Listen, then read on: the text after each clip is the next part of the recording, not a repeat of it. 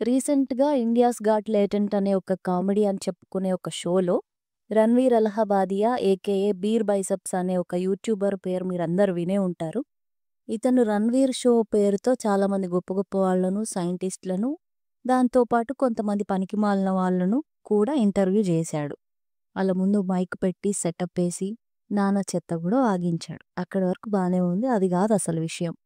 ఇతను ఈ 'India's got latent' అనే ఒక ఈ కామెడీ షోకి జడ్జ్‌గా వెళ్ళి, అక్కడ మనిషిగా పుట్టినవాడెవడు మాట్లాడని మాటలను డార్క్ కామెడీ పేరుతో మాట్లాడాడు. అది కూడా ఆ కంటెస్టెంట్ అఫెండ్ అయ్యే విధంగా. పేరెంట్స్ మీద ఒక చెండాలమైన సినారియో క్రియేట్ చేసి మాట్లాడాడు. 'వుడ్ యూ రాదర్' అనే థీమ్‌తో వెస్టర్న్ కల్చర్‌లో ఇలాంటియి ఎప్పటినుంచో ఉన్నాయి. అక్కడి కల్చర్‌కి చెల్లుబాటయ్యే జోక్స్ కొన్నైతే చెత్తవాగుడు వాగి, అక్కడ గూడా తన్నులు తిన్న స్టాండప్ కమెడియన్స్ ఉన్నారు. నెట్‌ఫ్లిక్స్ వాళ్ళ షోస్‌ని క్యాన్సెల్ చేసిన సందర్భాలు గూడా ఉన్నాయి. అదంతా వేరే చర్చ. అసలు హ్యూమర్‌కి, ఇన్‌సెన్సిటివిటీకి మధ్యనున్న లైను ఈ జనరేషన్ వాళ్ళకి ఎందుకు అర్థం గావట్లేదు. అసలు డార్క్ కామెడీ అంటే ఏంటి చూద్దాం. టబూ టాపిక్స్ మీద, వల్నరబుల్ సిట్యుయేషన్‌లో ఉన్న మనుషుల మీద, పాలిటిక్స్ మీద, ఏవైనా సంస్థల మీద, డెత్ లాంటి టాపిక్స్ మీద జోక్స్ వేసి, వాటి మీద ఎక్కువగా చర్చ జరిగేలాగా, నార్మలైజ్ చేసేలాగా సటైర్ ద్వారా ఒక నిజాన్ని నిక్కచ్చిగా బయట పెట్టడానికి క్రియేట్ చేసిన ఒక టూలు ఈ డార్క్ కామెడీ. నిజం ఉండాలి. అది అండర్‌లైన్ చేసుకోండి. అంతే తప్ప ఒక వ్యక్తినో, కొంతమంది మనుషులనో నీచమైన బూతులతోని, పర్వర్షన్‌తోని ఈ విధంగా అఫెండ్ చేయడం డార్క్ కామెడీ కానే కాదు. ఒక చేదు నిజాన్ని హ్యూమరస్‌గా చెప్పి, సిట్యుయేషన్‌ని లైట్ చేయటం అనేది ఎంత మంచి ఉద్దేశంతో మొదలైన కాన్సెప్ట్ ఇది డార్క్ కామెడీ అనేది. దీన్ని ఇంకా మంచిగా అర్థమయ్యేలాగా ఒక ఎగ్జాంపుల్ చెప్తాను. 'మ్యాథ్ రైఫ్' అని ఒక అమెరికన్ స్టాండప్ కమెడియన్ ఒకతను ఉన్నాడు. అతను కూడా డార్క్ కామెడీ చేస్తాడు చాలా వరకు. కానీ ఇతని క్రౌడ్ వర్క్ షోస్ చూస్తే ఎట్లా ఉంటాయో తెలుసా?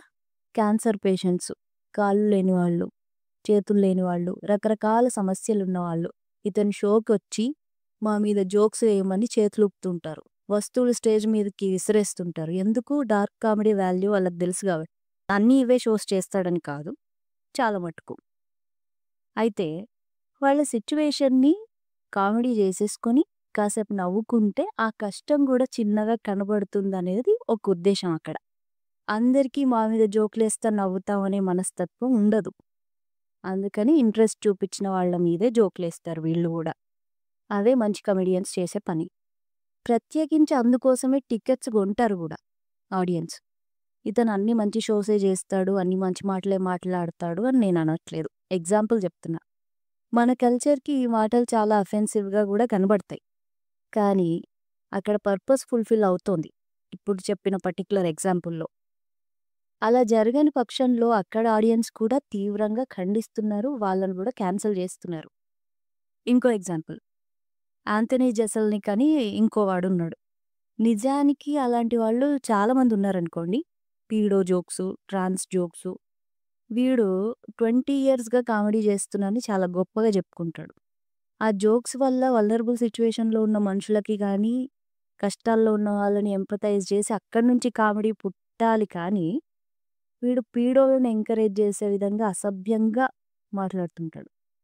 ఇలాంటి షోస్‌కి ఇట్లాంటి పర్వర్ట్సే ఎళ్తుంటారు. ఇటువంటి కల్చరు ఏ కంట్రీలో ఉన్నా నీచమైందే. అలాంటిది మన దాకా రాకుండా అర్థం చేసుకొని కామెడీ స్థాయిని పెంచాల్సింది పోయి, ఈ పెద్ద పెద్ద యూట్యూబర్సు, ఇన్‌ఫ్లుయెన్సర్స్ కూడా అదే కల్చరు, అవే మాటలు కాపీ కొట్టి, మన కామెడీ స్థాయిని తగ్గించాలనుకోవడం, హ్యూమర్ పేరుతో వెర్బల్ పోర్నోగ్రఫీ అనొచ్చు దీన్ని. హ్మ్. యూట్యూబ్‌లోకి ఇవన్నీ తేవటం. వాటిని చూసిన వాళ్ళు ఇండియాలో జోక్ చేస్తే క్రైము, క్రైమేమో జోకు అని వాళ్ళని వెనకేసుకురావడం. అసలు ఇదంతా ఏమైనా అర్థం ఉన్న పనా? మీ అభిప్రాయం చెప్పండి.